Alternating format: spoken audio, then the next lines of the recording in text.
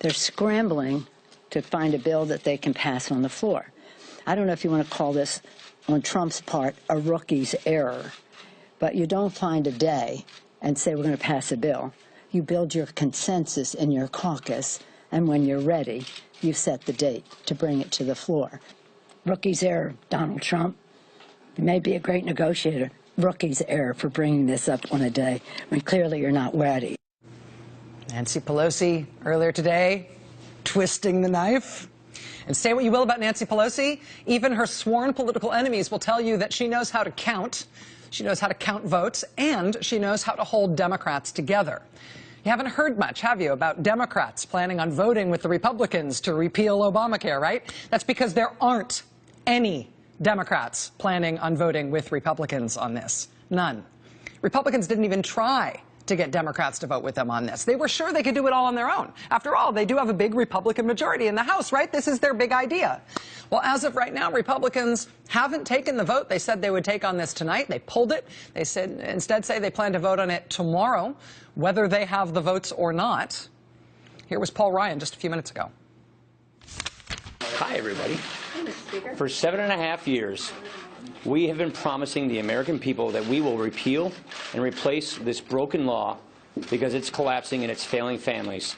And tomorrow we're proceeding. You have the vote? You have the vote? That's the press conference equivalent of tweeting. He's like, I've only got 140 characters here. I'm out. You can hear reporters at the end there shouting, do you have the votes? Do you have the votes? You know, passing legislation unilaterally through a chamber you control shouldn't be that hard, especially when you've been gearing up for it and practicing for it for 7 straight years. Apparently, it's harder than they thought. That said, if they do end up wrangling the votes by tomorrow morning, their job for getting rid of Obamacare will only get harder from here on out. In the Senate, there are at least a dozen Republican senators who either oppose the bill or lean against it. If so many as 2 of them vote no, this thing is in very, very, very deep trouble. Joining us now is Vermont Senator Bernie Sanders. Senator Sanders, thank you so much for being with us tonight. It's nice to see you. Good to see you, Rachel. What is your understanding of the process at this point? Where is what's the status of the effort to repeal Obamacare, both in terms of the House and if it does get out of the House once it gets to your chamber? Well, you know, as you've indicated, they control the situation. I think if they have the votes, Ryan will bring it up tomorrow. If they don't, they won't bring it up. I don't understand why you would bring it up to lose. They're going to have a different set of circumstances in the Senate.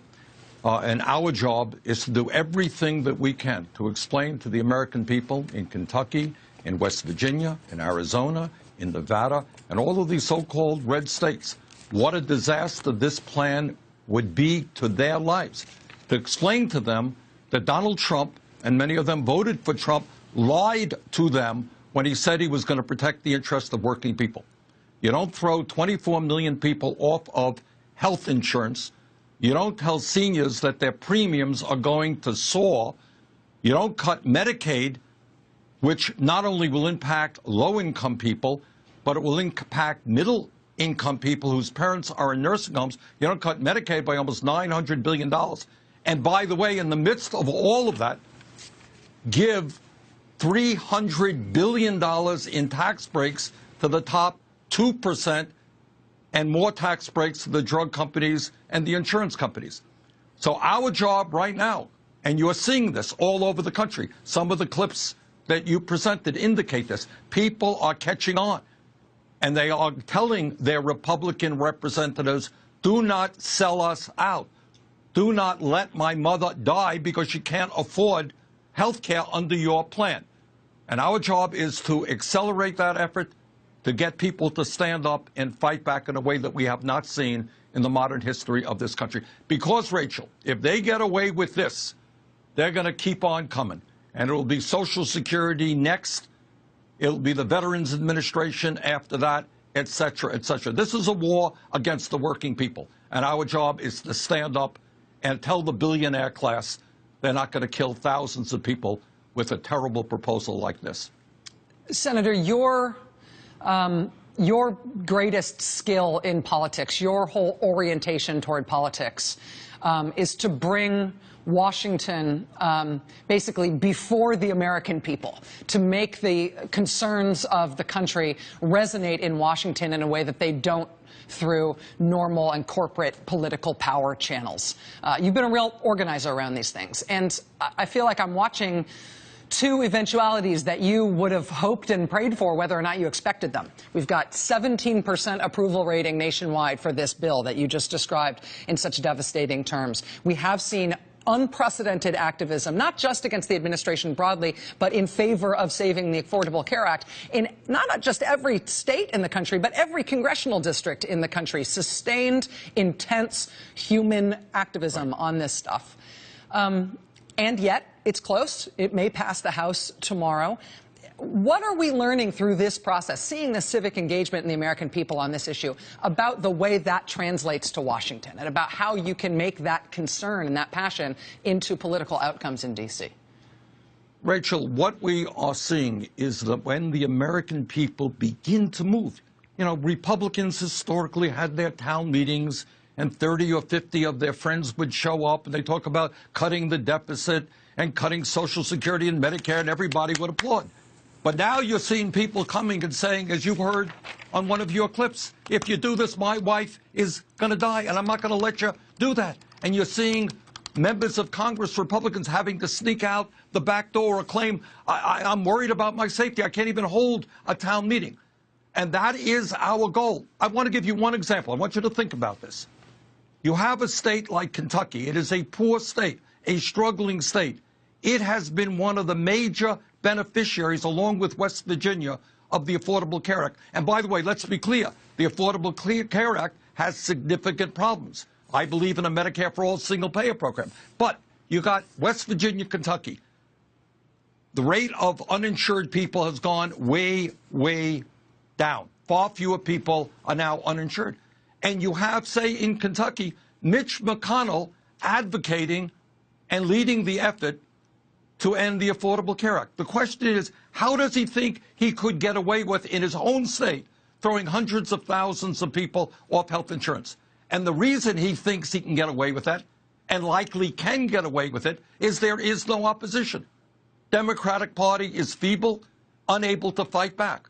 So our job, not just on health care, but in a broad sense, is to bring the American people together, to bring the working people of this country together and say, you know what, Mitch, you're not going to give tax breaks to billionaires and throw my wife or my kids off of health insurance. We can do it, but we need a political revolution in this country.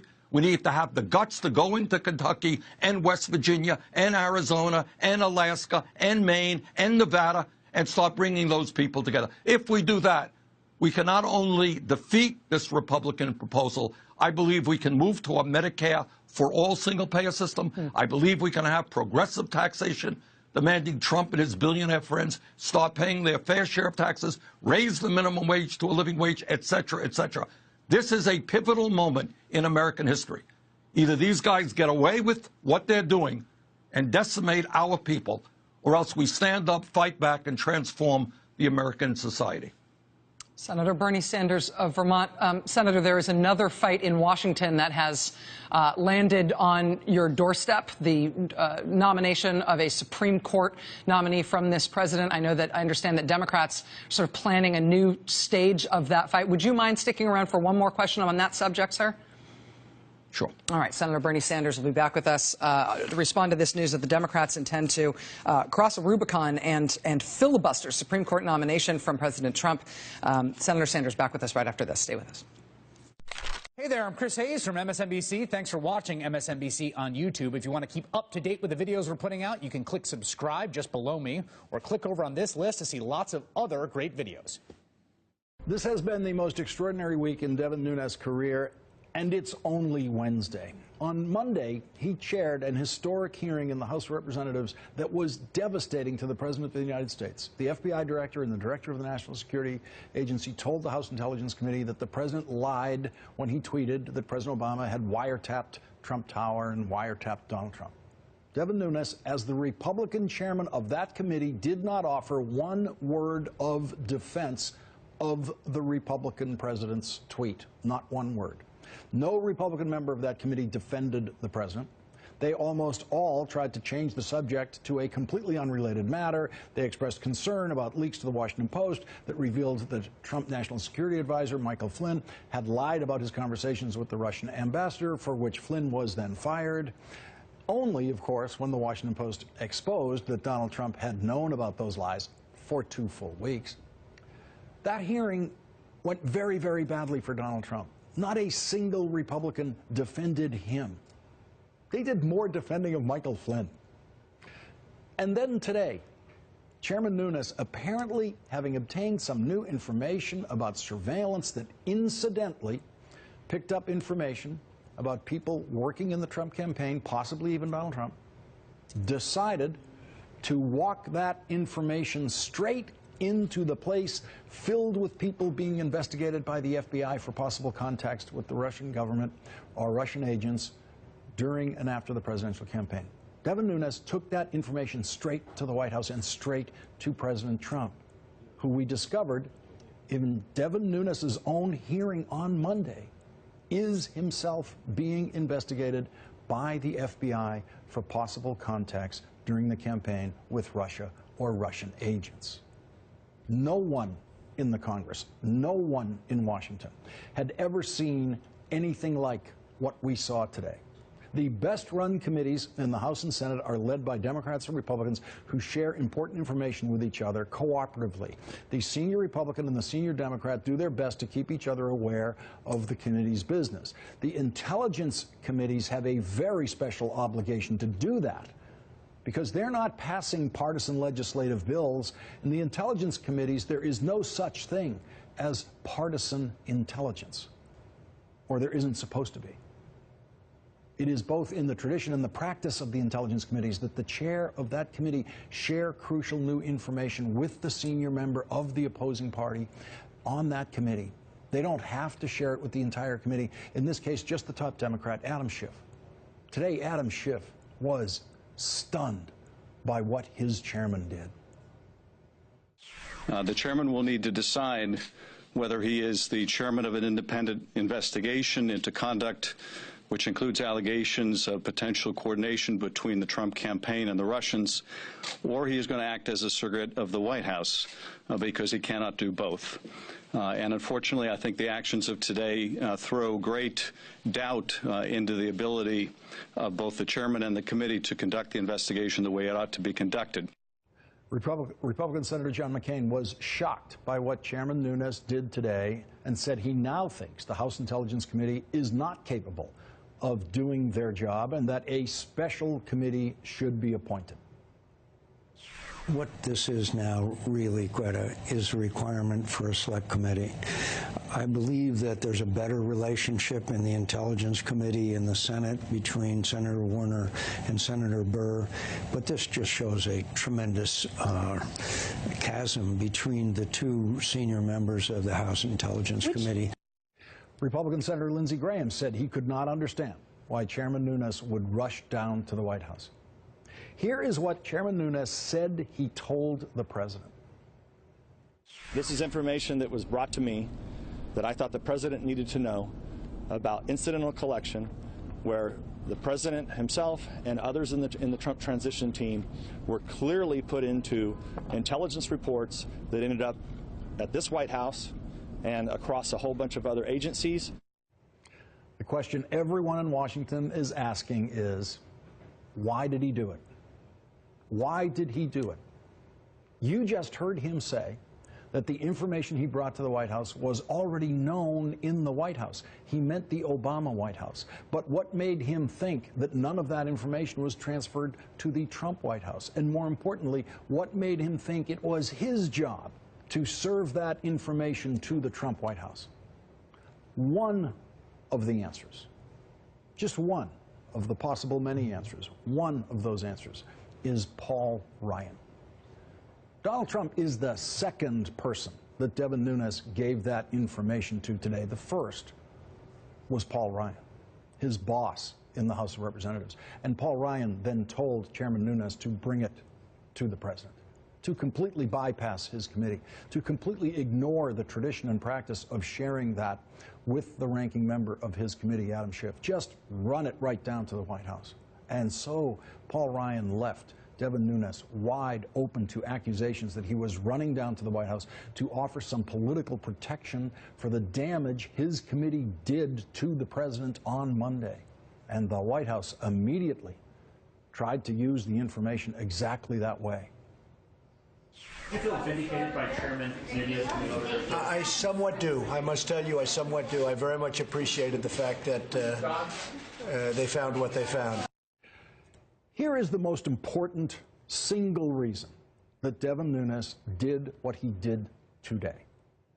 He is a 43-year-old man who grew up on a big family farm in California that's been in his family for generations, went to community college, then got a bachelor's degree in agriculture at California Polytechnic State University in San Luis Obispo, worked his way into the good graces of the very powerful congressman representing his district, who was the Republican chairman of the Ways and Means Committee, who then retired, leaving an opening for Devin Nunes to win a seat in the House of Representatives, where he has stayed faithfully close to the leadership of John Boehner and now Paul Ryan, who made him the head of the Intelligence Committee because the supply of intelligence in the Republican House of Representatives is so low that they do not have enough capable chairmen to go around. And so Devin Nunes, with no military experience, with no experience working in the intelligence community, Devin Nunes, the congressman from the overwhelmingly Republican farming district 200 miles north of Los Angeles,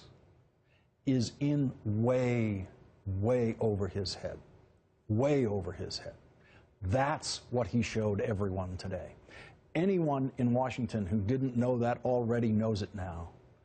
If Devin Nunes was trying to help the president today, he did a terrible job of it because he's in way over his head. You can't help the president by making your investigation of Trump campaign contacts with Russia look rigged. In other words, you can't help the president in a situation like this by looking like you're trying to help the president. And a smart chairman, an experienced chairman, would know that. Devin Nunes hurt the president today by looking like the president's errand boy. And he hurt the integrity of the congressional investigative process. And he added to the image of chaos surrounding the president and the congressional Republicans as they stumble toward a vote this week on their most important legislation so far, repeal of the Affordable Care Act. And as they desperately try to change the subject from Russian influence on Donald Trump, Russian influence on Paul Manafort, Russian influence on Michael Flynn, who worked in the Trump White House for 3 weeks, while they desperately try to change the image of Donald Trump being Vladimir Putin's errand boy, Devin Nunes runs down to the White House and creates another scandal within the scandal.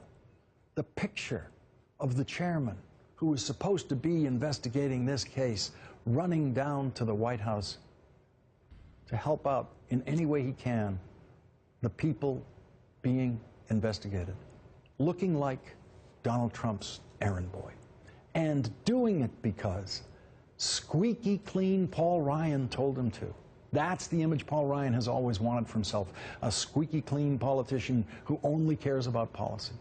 But Paul Ryan's in over his head this week, too. He has never tried to manage the passage of major legislation as the Speaker of the House before. And he is so far doing a terrible job of it, with an open revolt among his own members who show no fear of him whatsoever. And in the midst of the chaos of that legislative procedure, Paul Ryan dispatched Devin Nunes down to the White House because Paul Ryan is in over his head, too. He is the only Speaker of the House in history who has had to deal with the president of his party, who he is working with every day, being the subject of an FBI investigation. Paul Ryan has a much worse job than the impossible job that John Boehner had as Speaker of the Republican House, because Paul Ryan has Donald Trump in the White House, and John Boehner had Barack Obama in the White House. And tonight, Paul Ryan is in way over his head, just like Devin Nunes and just like Donald Trump.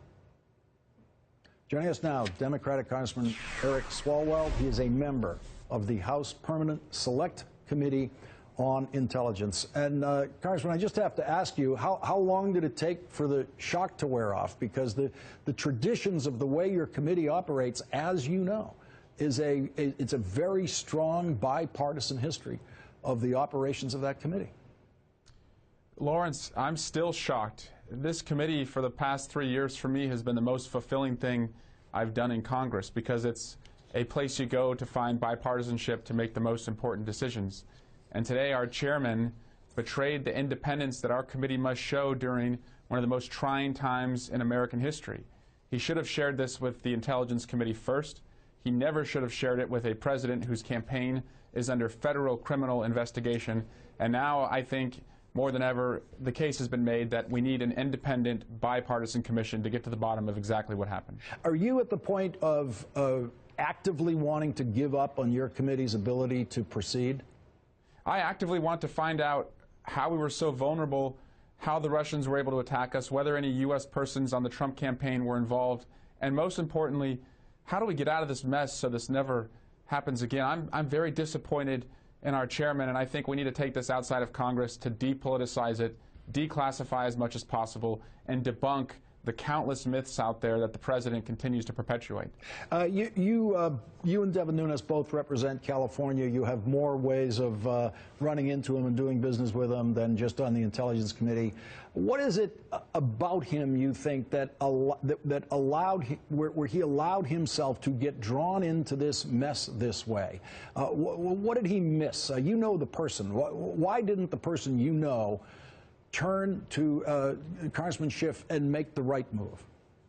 I'm puzzled, Lawrence, because I've seen Devin Nunes be a leader on this committee. We passed a bipartisan cybersecurity bill. We were able to pass a Intelligence Reauthorization Act to make sure our intelligence services had everything they needed. And that was Devin Nunes on his best day, and we're not all as good as our best day. But now what he's done today has put our investigation on life support. And today, so far, is his worst day. So we don't judge people on their best days. We don't judge them on their worst days. I'm going to judge him on what he does tomorrow. Does he come to the committee at our hearing tomorrow and give us the evidence that he took over to the White House, apologize for what he's done, and show that this committee can do the work that the American people are counting on us to do? Has he acknowledged to any of you members of the committee that because he was a member of the Trump transition team, he needs to be extra careful and kind of extra above board in his dealings with this material? Has he recognized his own vulnerability here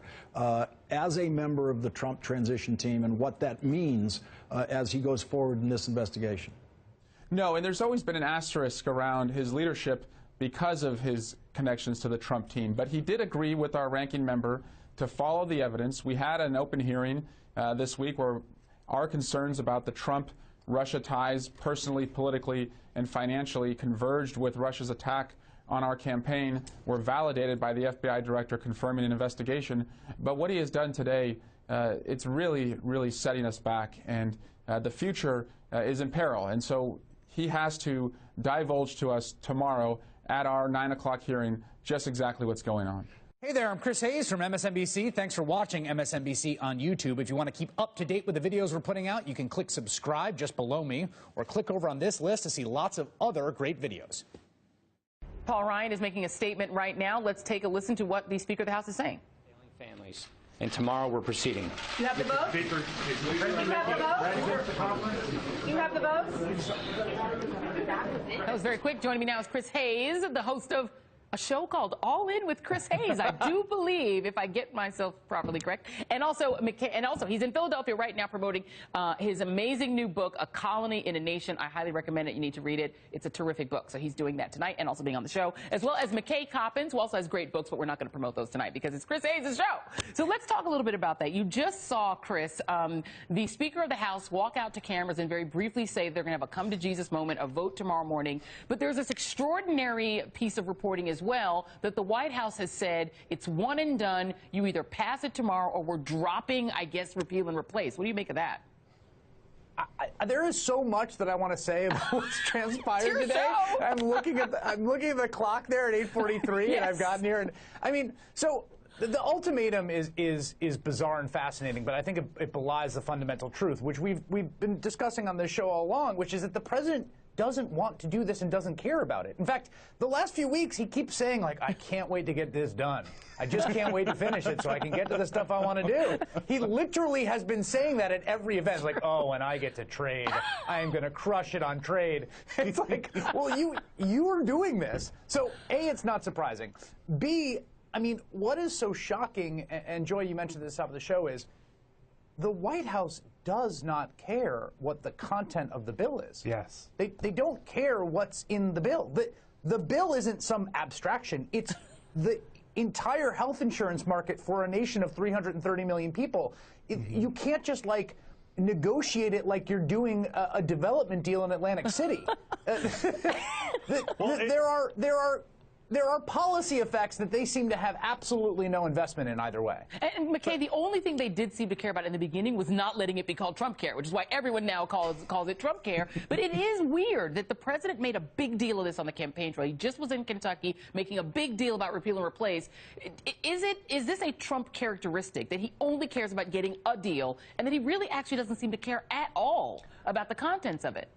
Well, I mean, Chris compared it to a real estate deal in Atlantic City. With the real estate deals in Atlantic City, at least Trump had some idea, some working knowledge of the details and cared about how it turned out. And then they all failed. Didn't his Atlantic City businesses go down in flames and bankruptcy?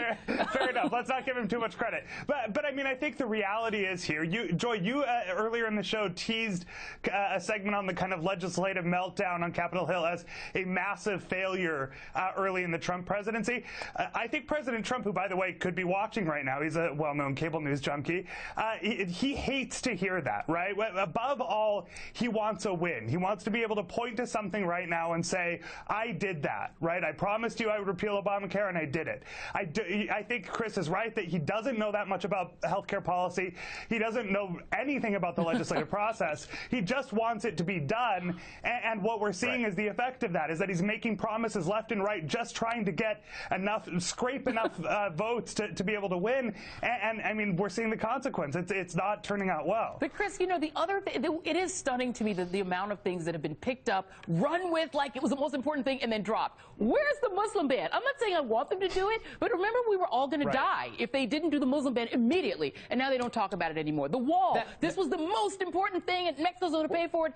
These things are all going away. That is a fantastic point, and I actually, to be contrarian in a weird way for a moment, I think of all the bad options on the table, I actually think the best bad option is to do what the president's saying, which is if it fails tomorrow, leave it alone. Like, it is going to be a huge political setback if this fails, and I still don't know if it will. Let's just not get ahead of ourselves, right? Like, things can change. So I don't want to be telling people this thing's going to go down in flames, because it may very well pass.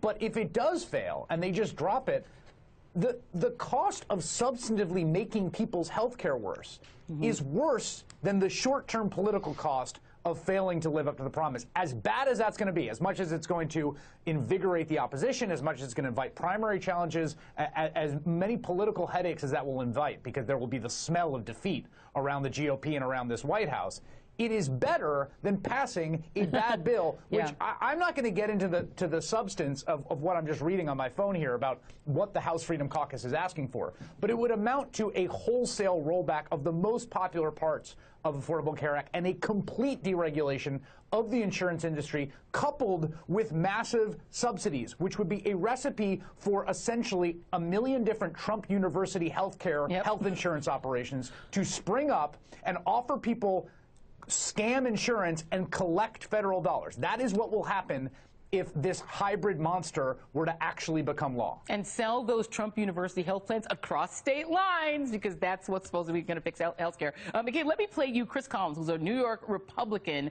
talking about this vote or die. Just vote and be done. Vote or be done tomorrow morning. We have to have a vote tomorrow. He expects it to pass. But he's moving on if for some reason it didn't. But his plea is to our party our party to come together as a team and pass it. So, McKay, he is talking there about the he is Donald Trump, who he sort of talks about like he's his boss, which is a little weird. But you have also seen at the same time that Republicans are sort of doing the bidding of he, Donald Trump, who expects this to be done. But might they wind up feeling a little abandoned if they can't get it done and he just moves on and says, well, forget you guys, and whatever you have to go back and tell your people in your district, that's not my problem. Well, it's possible. I mean, there are two ways to read the ultimatum that President Trump has given. One is that it's a negotiating tactic to try to scare enough people in the Freedom Caucus and other Republicans into passing this bill. The other possibility is that he's framing this in a way that when it fails, when the bill fails, he can blame Congress and then move on with minimal political damage to himself, without too much fallout for having broken a campaign promise.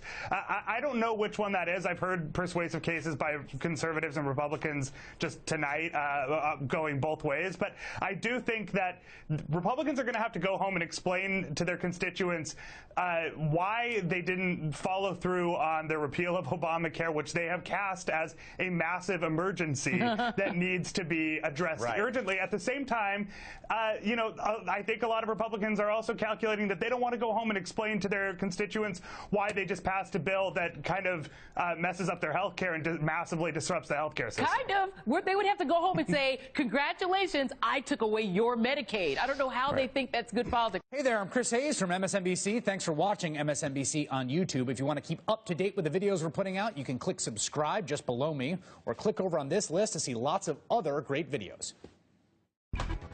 Are there any ties between Mr. Trump, you or your campaign, and Putin and his regime? No, there are not. It's absurd, and there's no basis to it. That was Paul Manafort last July, denying ties between himself or the Trump campaign and Russian President Vladimir Putin. But a new investigative report this morning from the Associated Press claims that from 2006 to at least 2009, Manafort secretly worked for a Russian billionaire to advance the interests of Russian President Vladimir Putin and proposed an ambitious political strategy to undermine anti-Russian opposition across former Soviet republics. The report quotes from a 2005 memo that Manafort allegedly wrote to business tycoon Oleg Deripaska, who became one of the wealthiest men in Putin's Russia, and with whom Manafort reportedly signed a $10 million contract in 2006. The AP reports Manafort told Deripaska in 2005 he was pushing policies, quote, at the highest levels of the U.S. government, the White House, Capitol Hill, and the State Department. According to the documents and according to the report, Manafort wrote in his memo, "We are now of the belief that this model can greatly benefit the Putin government if employed at the correct levels with the appropriate commitment to success," end quote. The AP says Manafort did not disclose details about foreign lobbying work to the Justice Department during the period the contract was in place. Joining us now, one of the reporters who broke this story, Jeff Horwitz of the Associated Press. Jeff, thanks for being with us this morning. Let's flesh this out a little bit more. Talk again about the time period we're talking about and what exactly it was that Manafort did. Sure. So starting in sort of around 2004 to 2005, Paul Manafort began doing work in Eastern Europe. And what our reporting has found is that a very key player in that, who was in fact subsidizing his work in a lot of different places, including Ukraine, was Oleg Deripaska, who is a Russian aluminum magnate and billionaire who is known to be sort of among Putin's closest allies in the Russian business world. So this was a proposal, Jeff. Did Manafort ever carry out any of the work? So most certainly he was helping Deripaska with some sort of, I guess, with promoting independence of Montenegro, which has sort of become a bit of a sort of a independent country, but in Russia's sphere since then.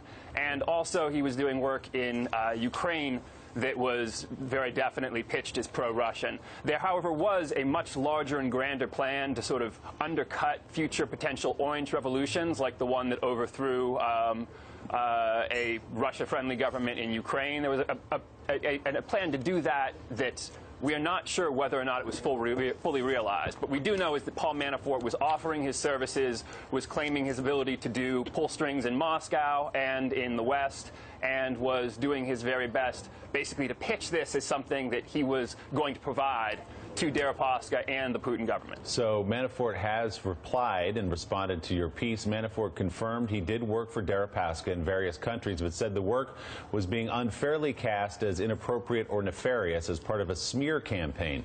Quote, I worked with Oleg Deripaska almost a decade ago, representing him on business and personal matters in countries where he had investments, including in support of a referendum in Montenegro that allowed that country to choose membership in the EU. My work for Mr. Deripaska did not involve representing Russian political interests. In response to questions about Manafort, a spokesman for Deripaska in 2008, at least 2 years after the contract reportedly was executed, said Deripaska had never hired Manafort's consulting firm. The Trump administration says this morning, quote, it would be inappropriate for us to comment on a person who is not a White House employee. Joe, I'll let you take it, but clearly Manafort was working in some regard, whether directly or indirectly, for Vladimir Putin. Yeah, he certainly was. And Tom Brokaw, another example of, again, more smoke, if not fire, around the Trump Russia connection. And of course, you've now had for the past 2 days the Trump administration pretending that Paul Manafort was nothing more than a bit player over the past year in Donald Trump's campaign when he ran it. Well, you know, anyone who was around the Trump campaign during the important summer of last year at the convention and other places, Paul Manafort was the go-to guy. You go to him to find out what they had in mind, what they were doing. I remember seeing him just before Trump's speech at the convention in Cleveland. He said, I think we're going to be okay. It was a pretty much, as you know, go to the bunkers and here I stand and I will defend all of you kind of a speech that the president gave at that time, saying, I alone will be your voice. And when I saw Manafort on the way out, he said, this is what we had in mind. So you cannot discount the important role that he played. And when he first arrived at the Trump campaign, he did give it a sense of organization because he'd been in campaigns before. He worked for Jerry Ford back when Ford was holding off Ronald Reagan, as you'll recall, after he took that office. So it's impossible for the White House to now say that he had a minor role. I will say this, Joe, we're just 2 months into the Trump presidency, and there are burning fuses everywhere. I've been covering presidential politics for a long time. I've never seen anything like this, and they're not small. We're talking about Russia, and we're talking about the tax returns that we have not yet seen. We're talking about what's going to happen on the Hill with health care. The president's saying you'll pay a price if you don't pass this. We don't know what that health care bill is yet because they're beginning to make compromises. And as we learned during the Obama campaign, the health care bill is so complex that when you look at it in its totality, then you have to go through it kind of piece by piece to see how it will affect the country. One final thought. Yeah. If this were being done by President Obama or if Hillary Clinton had won and she were going through all of this, the Republican Party would be on fire at this point, and they would be speaking out. So I'm kind of waiting to see what senior members of the Republican Party in the Senate and the House have to say about what's going on. I've talked to a couple of very prominent businessmen in the last couple of days, and they're appalled at what's going on. Yeah, you know, Katty Kay, I think one of the things that surprised me last week and the week before is when I talked to business people, I was surprised how they had discounted almost everything that Donald Trump had done the last, the last couple of months. That bubble seemed to burst yesterday. The stock market went down. This morning, the Wall Street Journal attacking Donald Trump. Finally, for telling one lie after another and digging in deeper and even saying the president clings to his assertion about Obama like a drunk to an empty gin bottle. It is as if even his most stalwart allies have just said enough. No more. We cannot defend this reckless behavior. Yeah, it's going to be really interesting to watch the markets over the next couple of days. Down 250 yesterday. Have they finally concluded that that promise of deregulation and tax cuts they're going to have to wait for, and that the chaos and the confusion in the administration is going to make all of that more risky? Jeff, I have a question for you, because it seems that Paul Manafort's statement today directly contradicts your reporting, which is that he did offer to do things that would greatly benefit the Putin government. But even if that is the case, case that that's what Paul Manafort offered. What we have to distinguish between is what is legal and legitimate lobbying, and lots of people who've been in politics do that for foreign governments, and what is illegal, and that we haven't got yet, right? Well, to your first point, I don't know that Oleg Deripaska's personal interest, which Paul Manafort was saying he did in fact represent and acknowledging, I don't know how easy it is to separate that out from those of the Kremlin. But to set that aside and go sort of to the legal question, yes, indeed, there are some questions about whether Paul Manafort's work would have qualified him as a foreign agent, certainly saying that he was in touch with people at the highest levels of the White House in relation to Ukraine and Ukraine issues, and in terms of his work for Deripaska. That's potentially problematic, but that's not for me to decide. So the Foreign Agent Registration Act stuff does matter and is potentially something that this could cross, but again, reporters don't make those calls. So, Jeff, you're talking about a time period, as you laid out, beginning 2004 or 2005, ending in 2009. That's 6 years before Donald Trump even announced he was going to run for president. Did you find any link in here where Paul Manafort was promoting Russian interest within the Trump campaign? Because that's the question people are concerned about. Absolutely, and I understand that that question is sort of the really big one. That said, the reporting that we've got does not touch on sort of contacts that Paul Manafort may have had during the campaign. It is historical. This is, you know, what our story, what our research found, and what these memos demonstrate is that Paul Manafort was a guy who had the contacts, who had the sort of geographic involvement, and who certainly had the willingness to work as a gun for hire here to promote the Russian government. I mean, quite literally, the Putin government, as he was writing in these memos. So, while it reflects on sort of the background and the context, you know, this has nothing to do with sort of what what President Trump might have known, or you know, things sort of that touch on the months of the campaign when Paul Manafort was there. All right, Jeff Horowitz of the Associated Press. Jeff, thanks for being with us on this piece this morning. Thank you. Joe? Yeah, you know, Mark Alper, let me bring you in here. This is one more piece of a puzzle that we see piece by piece by piece, again, showing more connections between Donald Trump's associates and Russia, even if this predates the campaign. But you actually had Sean Spicer and other people at first, and Reince Priebus angrily denying that there had been any contact between the Trump campaign and Russia. We found out that those were lies. You have this Manafort piece now that predates the campaign, but of course, what happened at the RNC as far as language regarding Ukraine. And then yesterday we heard that this is an investigation that may last 2 to 3 years. As Tom Brokaw said, this is just, again, in the first 2 months of the campaign, there's almost been nothing like this. This is historical, and the chaos that's swirling around this administration is it just seems unsustainable. You have to wonder if the White House knew this story was coming when Sean Spicer tried to suggest that Paul Manafort was some low-level part-time intern at the campaign and not the chairman for a time. This story begs a lot of questions. You know, this contract, just based on what seems undisputed, a massive amount of money and a very ambitious plan to help one of the most powerful people in Russia, very close to Vladimir Putin.